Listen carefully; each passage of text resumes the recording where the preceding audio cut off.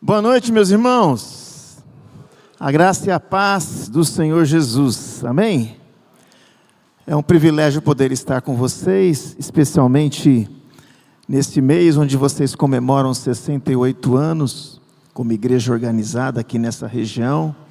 A Igreja Presbiteriana da Penha é uma igreja que tem abençoado aqui a Zona Leste, e nós louvamos a Deus por toda a dinâmica dessa igreja, pelo reverendo Amauri, sua equipe pastoral, conselho dessa igreja. Que o Senhor continue derramando graça sobre vocês, que a alegria do Senhor, que é a nossa força, possa estar sempre sobre esta igreja, em todas as situações, em todas as circunstâncias. Nós trazemos o abraço lá da IPEM, que no mês de março estaremos comemorando 71 anos também como igreja organizada. Então estamos caminhando aí, como igrejas nessa região, buscando fazer a vontade de Deus e glorificar o nome de Jesus diante desse chamado tão especial, tão lindo, que Ele fez para cada um de nós como corpo de Cristo. E Deus colocou no meu coração, queridos, um texto para meditar com vocês, um texto que nos faz refletir muito sobre a importância da nossa fé, das nossas convicções, em meio a um mundo tão conturbado como o nosso. E esse texto está lá em Hebreus capítulo 12, abre aí a sua Bíblia. Hebreus capítulo 12, verso 1 até o verso 3.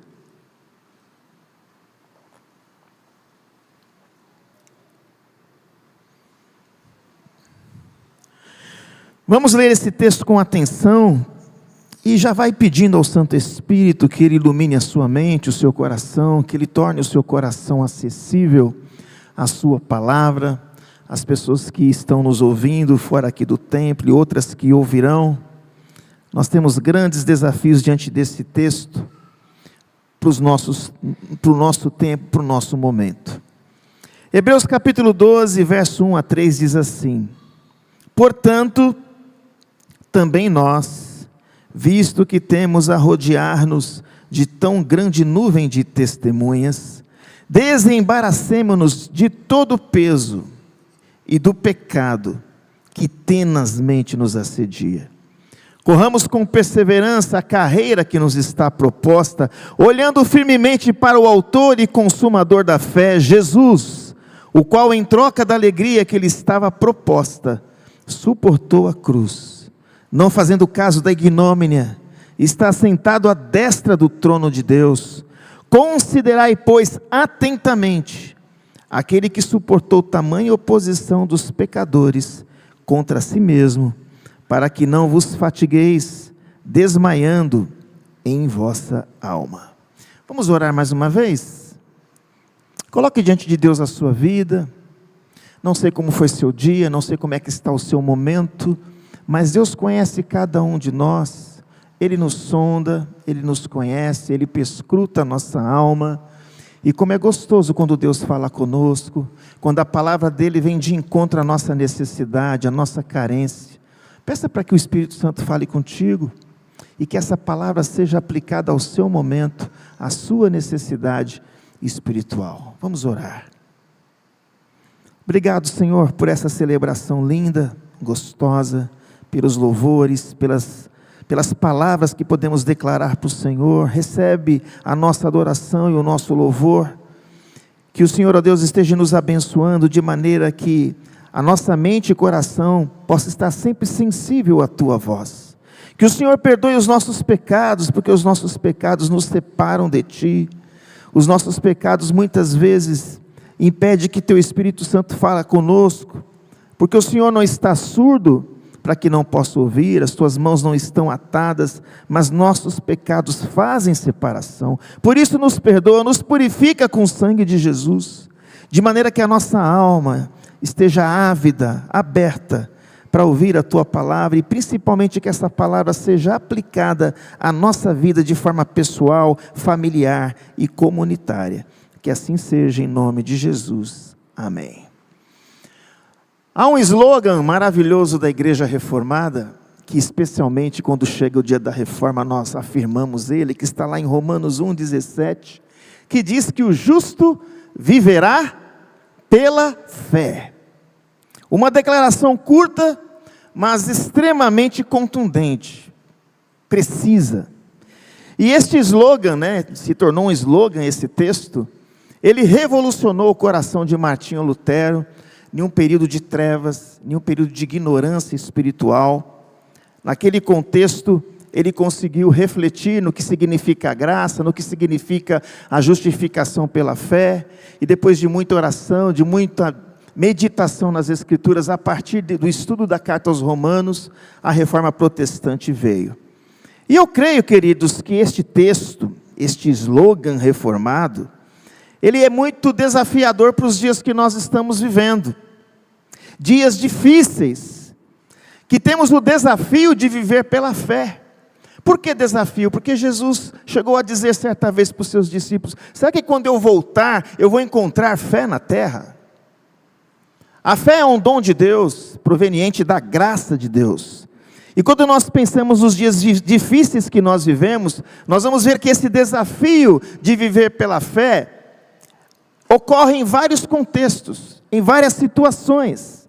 Por exemplo, nós temos o desafio de viver pela fé numa sociedade incrédula, que não crê em Deus, que ridiculariza o Evangelho, numa sociedade indiferente, numa sociedade que está totalmente avessa aos valores absolutos de Deus, que ridiculariza esses valores. É um desafio para mim e para você viver pela fé em tempos assim. É um desafio viver pela fé em um contexto de escândalos. E como os escândalos nos abatem, nos derrubam, como os escândalos tiram o brilho. Vivemos em um contexto de imoralidade, de relativismo, onde as pessoas não valorizam os absolutos de Deus, porque não conhecem a Deus. Vivemos em um contexto de mentira, onde a mentira está se tornando uma verdade para muita gente. Nós vemos em um país onde a mentira, a hipocrisia e a demagogia, ela está sendo encarnada no estilo de vida das pessoas. Por isso nós precisamos viver muito pela fé. Temos o desafio de viver pela fé diante de uma geração de cristãos rasos, superficiais, que não perseveram, de crentes nominais, apenas de nome. E diante disso nós vemos já as palavras de Jesus e do apóstolo Paulo se cumprindo, porque a apostasia já está entre nós, o abandono da fé, fruto dessa fé superficial e rasa. Nós temos o desafio de viver pela fé diante de posturas extremadas no meio evangélico hoje. Por exemplo, o triunfalismo. O triunfalismo, uma ilustração que mostra bem o triunfalismo, é quando as pessoas se jogam do pináculo, como Satanás quis propor a Jesus. E se tu és o Filho de Deus, se joga do pináculo, porque está escrito que os anjos vão te socorrer. E quanta gente hoje no meio evangélico tem se jogado do pináculo, diante de promessas falsas, com uma visão triunfalista do evangelho, porque a nossa redenção, ela não vai se concretizar aqui, mas na glória que há de vir. E um outro oposto do triunfalismo, é quando nós olhamos para o fatalismo. Gente que não consegue crer mais no poder de Deus, nos milagres, na intervenção de Deus sobre a terra.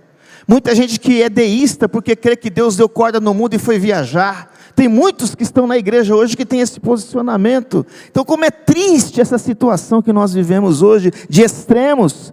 Temos o desafio de viver pela fé diante de guerras. As guerras estão aí, diante das pestes, diante das fatalidades, diante do caos social que nós vivemos, do caos afetivo, existencial e emocional das pessoas. Quanta gente nas nossas igrejas estão doentes emocionalmente.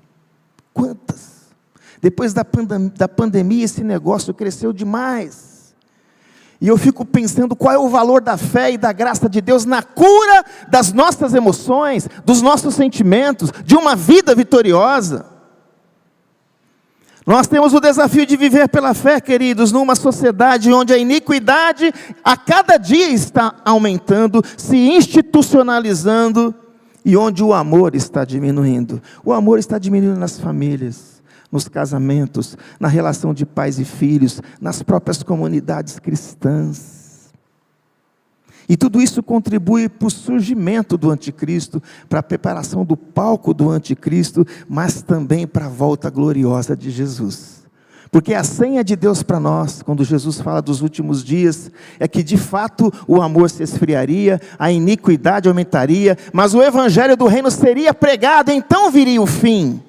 O Espírito Santo continua conosco, queridos. A porta da graça está aberta, então possibilidades da graça podem ocorrer diante de um povo que vive pela fé. Você tem vivido pela fé? Quais são as convicções sólidas que você tem do Deus que você adora aqui no culto, na sua casa, no dia a dia, no ordinário da sua vida? O exercício da fé nos torna campeões da resistência. O exercício da nossa fé nos torna agentes da glória de Deus em um mundo perdido.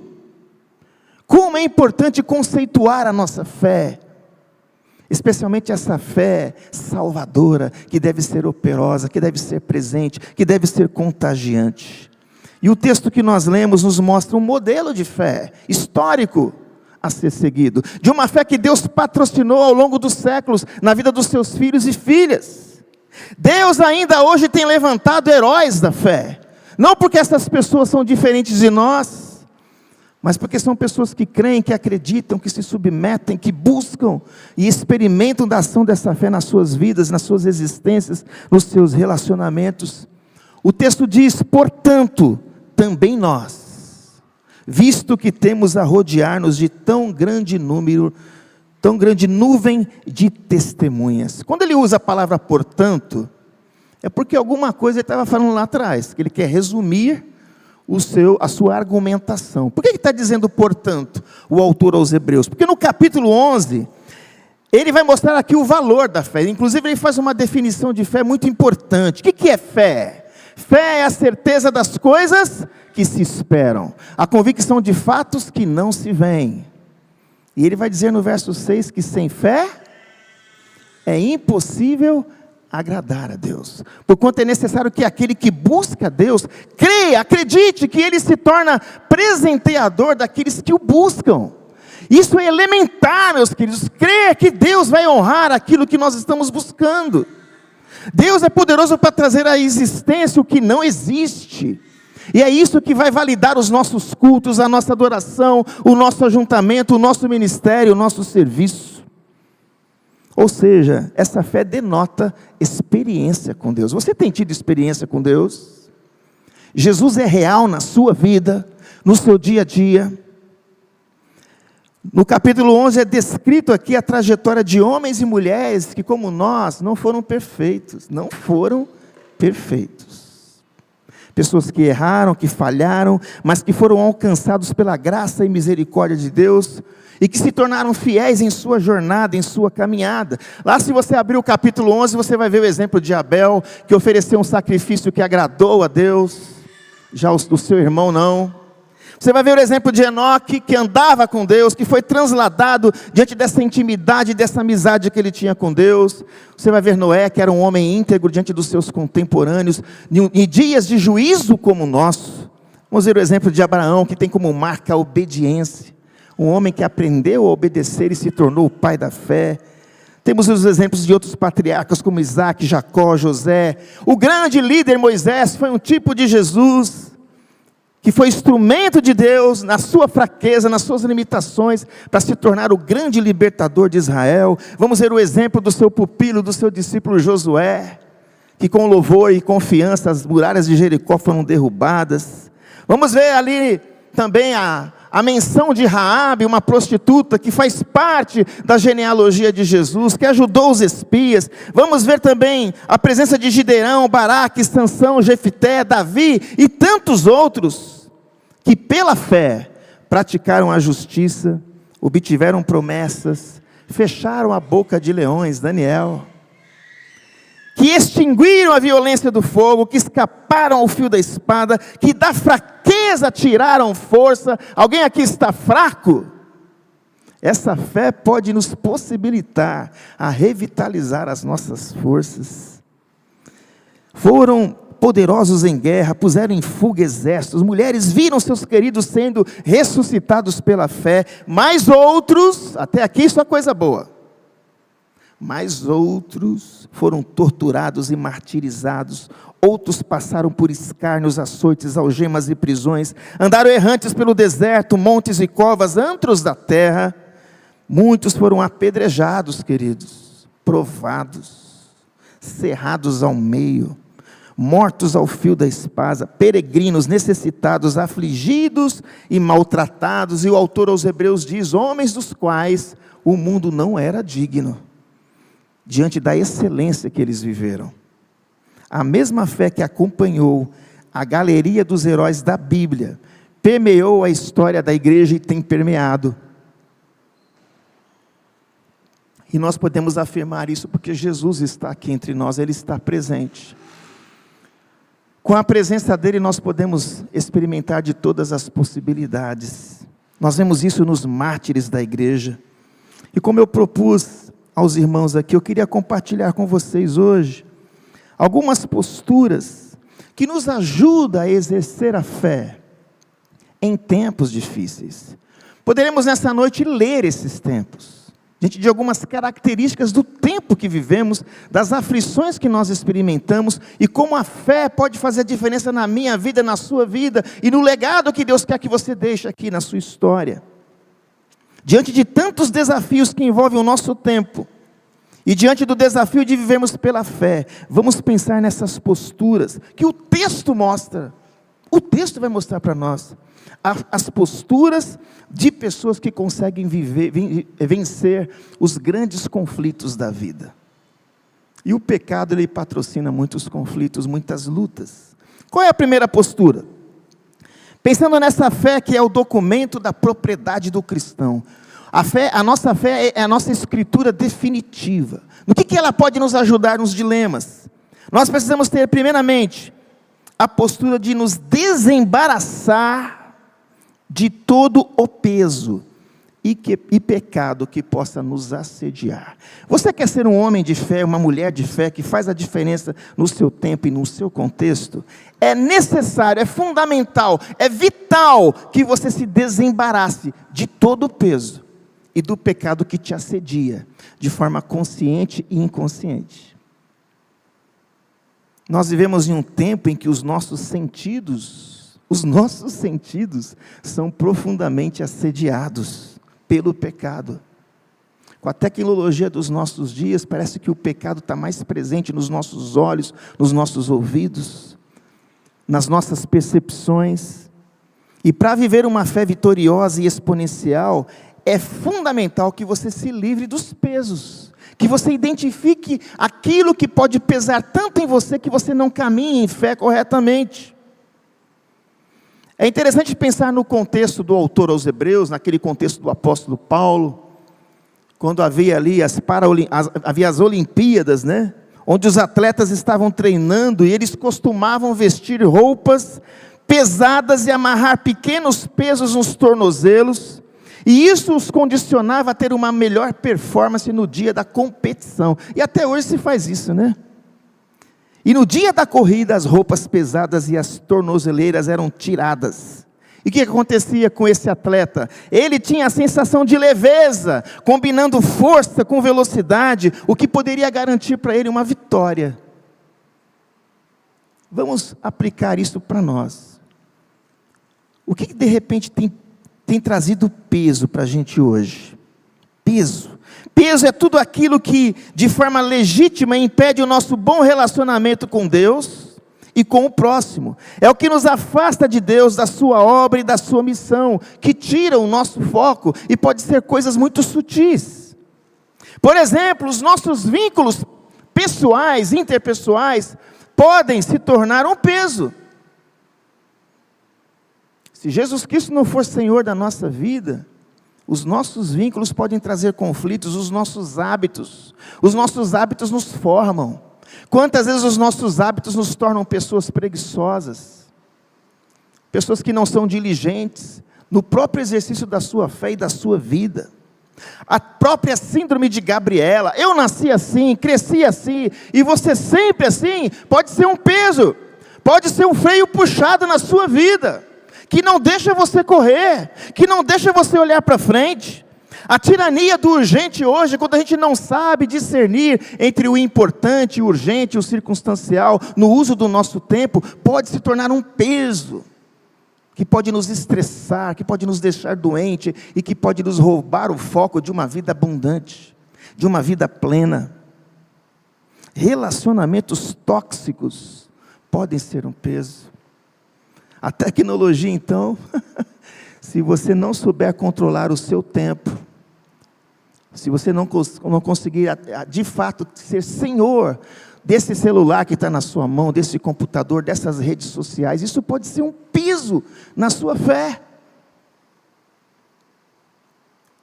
Poderemos dizer também que a ganância, o medo, pode ser um peso. Quanta gente está presa pelo medo.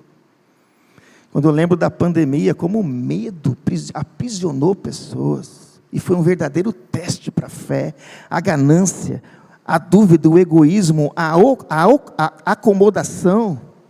E eu pergunto para você pessoalmente que está aqui, você que nos escuta, qual é o seu peso? Você consegue discernir o que é peso na sua vida? O que impede de você sair correndo, olhando firmemente para o autor e consumador da sua fé, e ter uma vida espiritual mais plena, mais objetiva, mais linda, mais frutífera? Você consegue identificar isso? O que tem minado e roubado a sua amizade com Deus hoje? E consequentemente o seu brilho diante das pessoas? O autor aos Hebreus fala de se desembaraçar de todo o peso e do pecado que tenazmente nos assedia. O pecado, queridos, ele sempre está diante de nós. O pecado está diante dos nossos olhos todos os dias. Os olhos não se fartam de ver. O pecado está diante dos nossos ouvidos, dos nossos sentidos, das nossas emoções, dos nossos pensamentos. Ele nos cerca, ele faz parte da nossa natureza caída e miserável. Por isso que nós precisamos da graça de Deus e exercer a nossa fé para vencer o poder do pecado, a influência do pecado e as consequências do pecado. O pecado nos embaraça, o pecado nos complica, o pecado nos faz errar o alvo, atrasa a nossa corrida, atrasa os nossos relacionamentos. O pecado, ele compromete o nosso intelecto, as nossas ideias, a nossa cosmovisão. O pecado afeta os nossos sentimentos. Quanta gente hoje ferida e doente nos sentimentos. O pecado nos estressa, nos fere emocionalmente. Mas muitas vezes, aparentemente isso é óbvio, mas muita gente não percebe. Porque está numa prática de pecado, até estando no espaço do sagrado, está embaraçado com pecados. O pecado afeta a nossa vontade, nossos desejos, nossos hábitos, nosso estilo de vida, as nossas vocações. O pecado nos afasta de Deus, da sua presença e das suas promessas. O salário do pecado é a morte, em todos os sentidos. Quando nós pensamos em pecado, e hoje é preciso falar de pecado, o pecado é o nosso grande sapato, a grande pedra no nosso sapato hoje, queridos. Pecado. E o pecado tem que ser chamado de pecado. A Bíblia nos mostra muitos catálogos das práticas pecaminosas. Paulo, quando fala lá em Gálatas sobre as obras da carne e o fruto do Espírito, ele divide o pecado na questão da sexualidade, na promiscuidade, na impureza, na lascívia. Na alimentação, quando ele fala da glutonaria e da bebedice. Nos relacionamentos, quando ele fala de inimizade, ciúmes, iras, contendas, invejas, coisas de filhos de Adão. E também fala de idolatria e feitiçaria, que muitas vezes a gente quer tirar o corpo fora. Não, isso aí não é para nós somos evangélicos. Mas quanta idolatria tem no nosso meio às vezes, quanta feitiçaria, magia. São obras da carne, pode nos embaraçar, pode nos tirar da direção. A famosa tríade, dinheiro, sexo e poder, que são coisas legítimas. Você pode ter dinheiro de forma legítima, você pode celebrar a sua sexualidade de forma legítima, e o poder também. Mas quando o pecado entra na dimensão dessas três coisas, quanto estrago.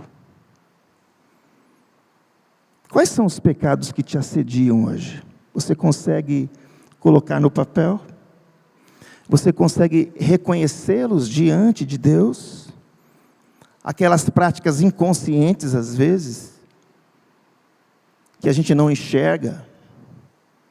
Você consegue, adolescente, jovem, homem, mulher, casal, obreiro, identificar esses pecados que deixam você mais pesado, mais lento, mais indiferente, mais insensível para ouvir a doce voz do Senhor e o seu mover no meio do seu povo?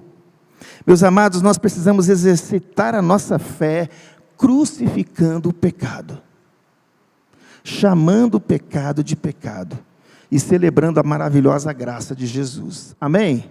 Porque onde abundou o pecado, superabundou a graça. A igreja precisa celebrar a graça, porque o pecado é um poder. Você não vence o pecado com discurso moralista e religioso.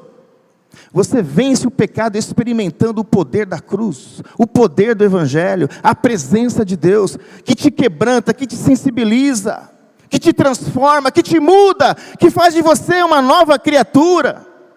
Você vence o pecado com arrependimento sincero, um arrependimento que mexe com a sua cabeça, com as suas ideias, com as suas emoções e com as suas ações. Você vence o pecado tendo uma vida de santidade. Santificai-vos, porque amanhã o Senhor fará maravilhas no meio de vós, e sem santificação ninguém verá o Senhor. A Bíblia diz: segui a paz com todos e a santificação, sem a qual ninguém verá o Senhor. Arrependimento, santificação e obediência. Uma vida plena, uma vida linda, uma vida que tipifica de fato a vida de Jesus em nós. Os heróis da fé mais bem-sucedidos foram aqueles que foram radicais com o seu pecado, inclusive com as suas quedas, que conseguiram experimentar a graça de Deus, que chamaram o pecado de pecado. Amém, queridos? Você deseja mesmo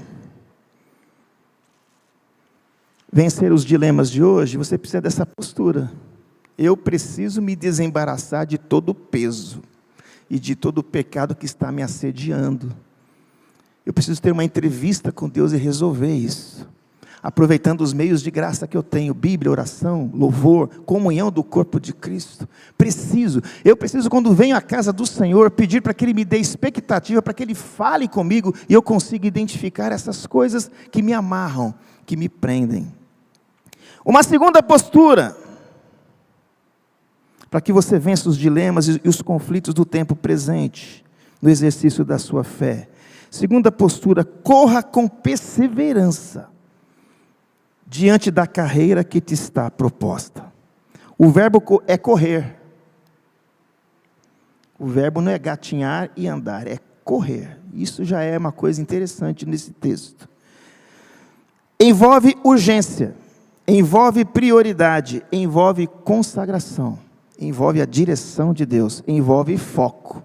Porque muitas atrações da direita ou da esquerda, no meio do meu caminho, poderão desacelerar a minha corrida, poderão me afastar de Cristo, de Deus e do seu propósito para a minha vida. E hoje, meus amados, nós precisamos remir o tempo, porque os dias são maus. É preciso aproveitar as oportunidades que Deus nos dá. Nós precisamos pedir sensibilidade de Deus. Aproveite as oportunidades para que você seja um campeão de fé, e o nome de Jesus seja exaltado através da sua vida. Todos aqueles que participaram da galeria dos heróis da fé tiveram que perseverar. E nós vemos uma sociedade hoje que não gosta dessa palavra, porque a palavra hoje é imediatismo. As pessoas estão com pressa. Às vezes você vai ligar uma TV, ela não funciona, você já fica nervoso. Não é assim? Nós somos imediatistas, mas a fé envolve e exige perseverança. A fé não pode ser meia boca. A fé tem na sua natureza a participação da perseverança. E todos aqueles que participaram da galeria dos heróis da fé precisaram perseverar em sua fé, porque a vida cristã é uma estrada cheia de surpresas. Surpresas! alegrias, tristezas, armadilhas, arapucas, testes, que o diabo vai colocar no seu caminho, que o mundo vai colocar, e que o seu próprio eu, o seu próprio pecado vai colocar. A fé não é volúvel, ela não pode ser volúvel e nem imediatista. Para que essa fé sobreviva, ela precisa perseverar, ela precisa ter foco. E quais são os inimigos da perseverança hoje? Medo. O medo pode atrapalhar você muito na questão da perseverança. O perfeito amor lança fora o medo. Medo é contrário de fé. Fé é convicção. Fé é certeza. Fé é presença de Deus. O medo, a preguiça, a procrastinação, o cansaço, a distração, as crenças limitantes que muitas vezes nós carregamos desde pequenos na nossa infância. Na caminhada cristã nós precisamos correr sem titubear e vencer esses inimigos da perseverança, olhando para frente, olhando para o alvo, olhando para Cristo. Muito mais do que olhar para a religião, muito mais do que olhar para a instituição, porque a igreja é mais organismo do que organização. E quanta gente está se perdendo, queridos, por causa de não fazer essa devida distinção. A carreira que o autor aos Hebreus está propondo, ela é integral. Espiritualidade aqui é algo integral, que envolve a minha vida toda. A minha carreira é que com tudo o que sou, o que eu faço, tem que ser para a glória de Deus. A carreira cristã envolve toda a vida, família, trabalho, estudos, igreja. Cumpra a sua carreira como cristão dentro de casa. E que desafio é que ser crente dentro de casa. Porque em casa nós somos o que somos. Sua esposa te conhece, seu marido te conhece, seus filhos, seus pais. Dentro de casa. Nós temos que glorificar a Deus nos papéis que exercemos dentro de casa. Eu tenho que glorificar a Deus como marido, amando a minha esposa, respeitando a minha esposa, tratando como parte mais frágil. A esposa tem que respeitar o seu marido, sujeitando-se a ele no temor de Cristo. Os filhos serem obedientes e os pais criarem esses filhos na disciplina e na admoestação do Senhor. Eu cumpro a minha carreira amando a minha família e fazendo que o meu ambiente familiar promova a glória de Deus. Cumpra a sua carreira nos seus estudos, na construção da sua vocação. Seja o melhor para a glória de Deus. Nós temos que falar isso para os nossos adolescentes e jovens hoje, para que eles estudem mesmo, tirem notas boas, para a glória de Deus, para que a carreira seja linda, para que a vocação e o fruto dessa carreira, os ganhos, possa ser para a glória de Deus. Cumpra a sua carreira como cristão no seu trabalho, sendo um bom profissional, não sendo preguiçoso, não fazendo hora, sendo honesto, dedicado. Porque hoje o mundo, queridos, precisa ver testemunho em nós. Testemunho. Discurso nós estamos cheios. Mas quando você tem vida e você glorifica a Deus em toda a sua carreira, inclusive no seu trabalho, que toma a maior parte do nosso tempo e da nossa agenda, nós temos que honrar o Senhor com o nosso trabalho, nós temos que cumprir a nossa carreira como testemunhas de Jesus, sendo o sal da terra, que traz o sabor de Deus, o tempero de Deus, e sendo a luz que ilumina no meio das trevas. Não adianta você xingar as trevas, tem tanto crente falando mal das trevas, do mundo, mas não brilha. Cumpra a sua carreira como obreiro. Quero dizer uma coisa, hein? Todo mundo aqui que é salvo e redimido tem que ser obreiro. Discípulo é obreiro. Talvez membro de igreja não, mas discípulo, ele é obreiro. Ele tem uma carreira para a glória de Deus, com seus dons e com seus talentos. Nós precisamos cumprir a nossa carreira como igreja, saqueando o inferno, e sendo mais organismo do que organização. E nesse sentido, meus amados, as disciplinas espirituais ajudam muito. Oração, meditação, jejum, silêncio, solitude. Como essas coisas ajudam nesse mundo estressante que nós vivemos, nesse mundo corrido. uma caminhada direcionada pela palavra de Deus, que é a nossa única regra de fé e prática, amando essa palavra, amando a comunhão de Deus pela oração, toda oração, confissão de pecados, gratidão, intercessão, petição, extravasamento na presença de Deus. Eu pergunto, como é que está a sua corrida hoje? Como é que está a sua carreira? Em todos esses aspectos que eu citei? Consciente e intencionalmente você tem vivido para a glória de Deus? Intencionalmente, eu gosto dessa palavra. Intencionalmente. Terceira postura, para que você vença as buchas e os dilemas dessa vida dessa vida pós-moderna. Olhe firmemente para Jesus, o autor, aleluia, e o consumador da fé. Tudo começou com Ele. Nós só estamos aqui por causa dEle. Foi Ele que um dia nos atraiu. Foi Ele que um dia nos chamou de forma irresistível. Aleluia! E nós temos que olhar firmemente para Ele. Ele é o autor e Ele é o consumador. Isso traz muita segurança para nós.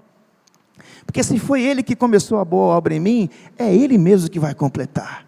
Nada pode me separar do amor de Cristo. Nenhum demônio. Nada neste mundo. Romanos 8, 26 e diante, Paulo vai dizer isso da nossa vitória. Diante do amor de Deus, que tribulação, angústia, perseguição, fome, nudez, perigo, espada, principados, potestades, nada poderá nos separar do amor de Deus, porque Jesus é o nosso autor, é o autor e consumador da nossa fé. Amém, queridos? Nós aprendemos com os heróis da fé que nós não precisamos e não podemos olhar nem para a direita e nem para a esquerda. E há hoje muitos obstáculos em nossa sociedade que trabalha para nos roubar o foco e a direção de Deus. Talvez alguns sejam imperceptíveis para nós, mas eles estão aí, tentando roubar o nosso foco, tentando roubar de nós a direção. Há muita gente hoje que foca o seu olhar na religião, nas ideologias. Quanta gente apaixonada por ideologia na igreja, esquecendo-se que a melhor militância é a militância do reino eterno de Deus, que não é temporal. Diante desse mundo que nós vivemos, quanta gente foca o seu olhar nas instituições e no homem. Vão se escandalizar mesmo, vão se decepcionar, mas com Jesus eu não me decepciono, porque Ele é o autor e o consumador da minha fé. Pessoas, circunstâncias, medos e ansiedade podem roubar o nosso foco e o nosso olhar para Cristo. Isso é muito sério, viu, queridos? Porque tem pastores e líderes hoje que estão perdendo o foco de Cristo, infelizmente. Já não estou nem falando da igreja, estou falando de liderança. Gente que perdeu a direção de Deus, que se tornou cínico, indiferente, diante da graça e do amor desse Deus. Por isso que é preciso olhar firmemente para Jesus. Paulo tinha essa convicção, ele diz: eu estou plenamente certo de que aquele que começou a boa obra em vós há de completá-la até o dia de Cristo Jesus. Então o que Ele começa, Ele termina. Isso tem que ser uma convicção para mim, e eu preciso fazer a manutenção, fazer a minha parte, ser santo. De nossa parte, queridos, o que Deus espera é fidelidade, é confiança, é entrega, é fé. Não deixe de correr. Mas pastor, eu fui correr e caí, e tropecei. Mas eu quero te dar uma boa notícia: quando você cai, Ele te levanta, Ele te ergue. Amém? Se confessarmos os nossos pecados, Ele é fiel e justo para nos perdoar os pecados e nos purificar de toda injustiça. Eu fico escandalizado com a graça de Deus, queridos. Que graça maravilhosa é essa? Portanto, olhe para Jesus firmemente, olhe para a cruz, olhe para o sangue, celebre a redenção, Faça isso diante dos medos, dos fracassos, dos traumas, das traições. Você está me ouvindo? Traições, decepções e impossíveis da existência humana. Olhe para Jesus, olhe para o Deus das causas perdidas, do Deus que busca a ovelha, a centésima ovelha perdida, o Deus que não desiste de nós. Não olhe para as injustiças. Quanta gente se amarrou e deixou de olhar para Jesus por querer tratar a questão das injustiças deste mundo, até as injustiças da igreja. Não olhe para as injustiças, para as ofensas, não olhe para as pessoas, para as circunstâncias, olhe para Jesus, olhe para o seu sofrimento, olhe para o seu amor, olhe para a sua graça, para as suas promessas, olhe para o eterno. Porque a glória que há de ser revelada àqueles, não dá para distinguir isso. Nós, às vezes, temos o nosso pé muito amarrado aqui, esse é o problema nosso, porque a nossa pátria não é aqui, nós estamos aqui de passagem. Você tem consciência disso? Você está sofrendo às vezes muito, porque seu pezão está aqui, ó, preso aqui. Você tem que curtir a paisagem, viver para a glória de Deus, e celebrar o fato de que você é eterno. Quanto crente ainda amedrontado com a morte.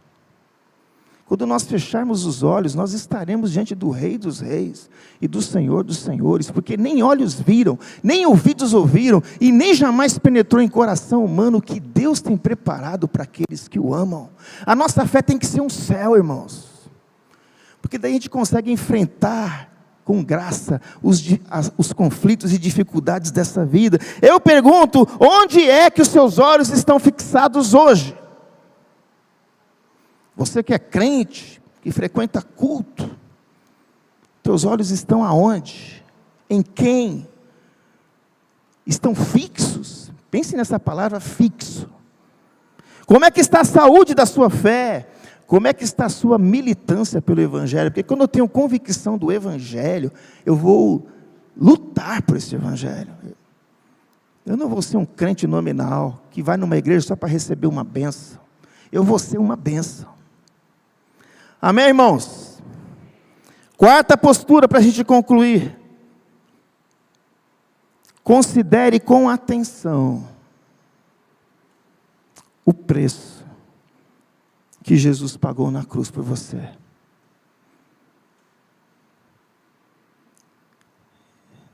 Deus tem me movido o meu coração, especialmente em momentos de ceia, de celebração da ceia, a levar o povo a refletir na cruz, no corpo entregue, no sangue derramado, nos pregos, naquela coroa de espinhos, naquele Getsêmani, onde todos abandonam o Mestre, onde Ele somatiza a sua dor suando sangue. Você já parou para pensar nisso alguma vez? Ele que estava rodeado de querubins e serafins, e Ele deixou tudo e se fez homem, para morrer por um miserável como eu e como você. Essa reflexão fortalece a nossa fé, queridos. Fortalece a nossa missão, nos traz mais temor. O texto diz no verso 3, considerai, pois, olha bem, atentamente, aquele que suportou tamanha oposição dos pecadores contra si mesmo, para que vocês não vos fatiguem, desmaiando em vossas almas. Alguém aqui sofre com oposição?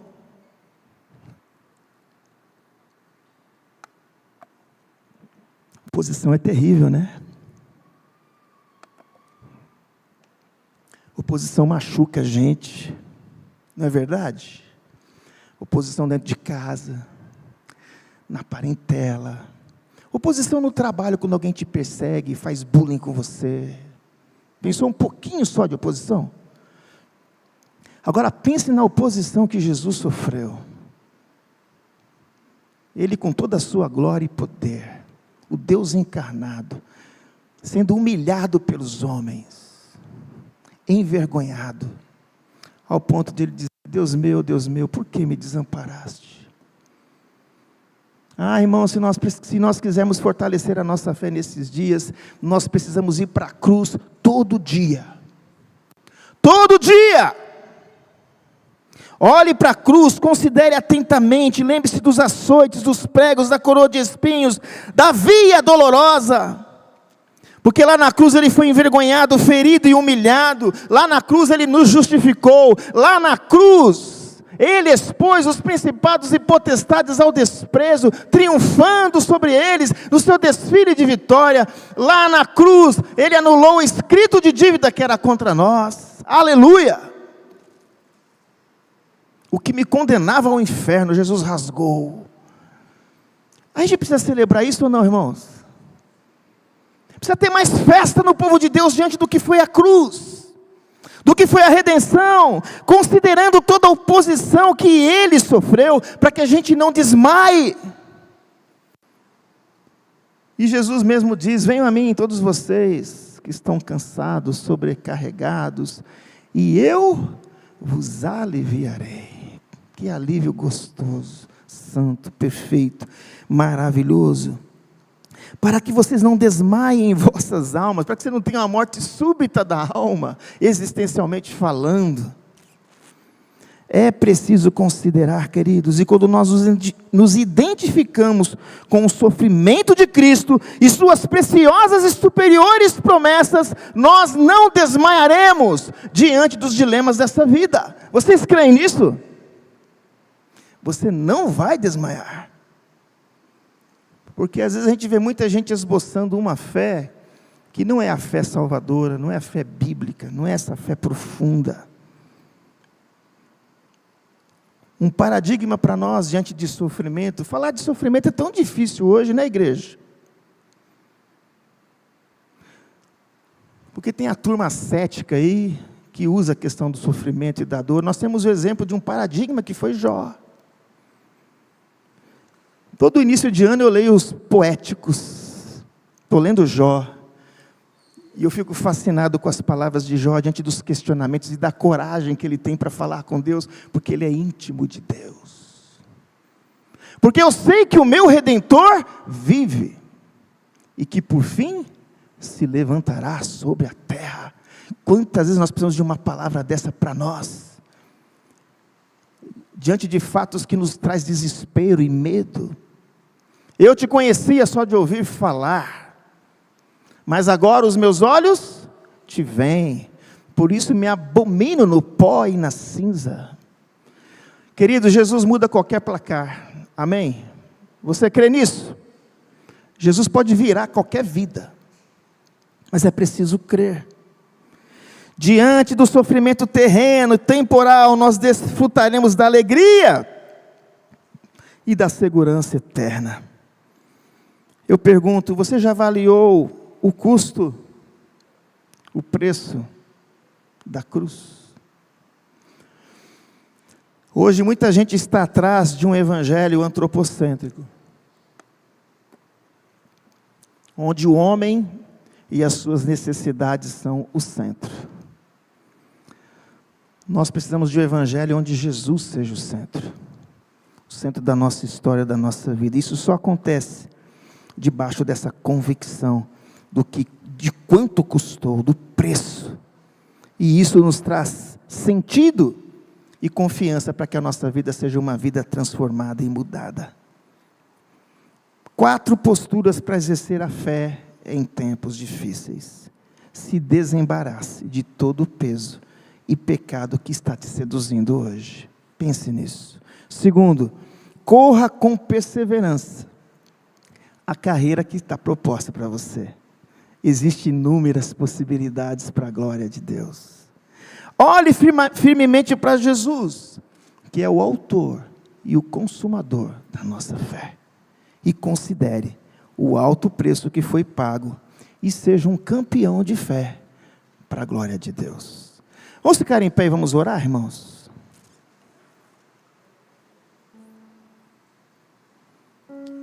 Diante dos cultos que nós oferecemos a Deus, e diante da palavra que é ministrada para nós temos que dar uma resposta para Deus.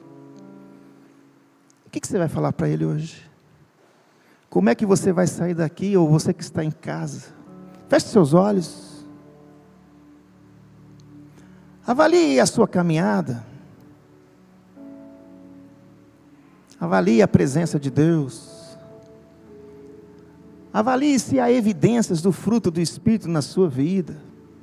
Se você está amando, se alegrando, celebrando a paz, sendo paciente, gentil, bondoso, sendo fiel, sendo manso, tendo domínio próprio.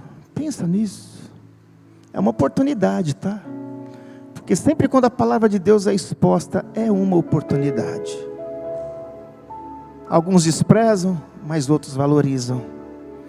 Que você valorize o que esse texto sagrado falou para nós nesta noite. Pai, em nome de Jesus, nós te agradecemos pela vida. Te agradecemos porque um dia o Senhor nos concebeu de forma maravilhosamente assombrosa. Nós te louvamos porque um dia o Senhor, na eternidade, nos escolheu, depois nos chamou, nos justificou e já nos glorificou. E um dia nós estaremos para sempre contigo, Pai, que nós já possamos viver esse céu aqui na terra, nas nossas atitudes, nas nossas posturas, nas nossas convicções. Oh Deus, se tem alguém aqui que não foi salvo ainda e redimido pelo poder do Evangelho, derrama graça neste momento, essa graça irresistível e maravilhosa. Nós oramos, ó Deus, para que aqueles, se tem pessoas aqui que estão no pecado, numa vida vergonhosa, feia, mas cheia de religiosidade, que o Senhor traga confronto nessa noite em nome de Jesus, e traga oportunidade de reconciliação com Deus, de quebrantamento, de vida marcada pelo arrependimento, pela saudade de Deus. Faz isso, meu Pai, em nome de Jesus, e que a Tua palavra não se perca, mas prospere naquilo pela qual o Senhor a designou, em nome de Jesus. Amém.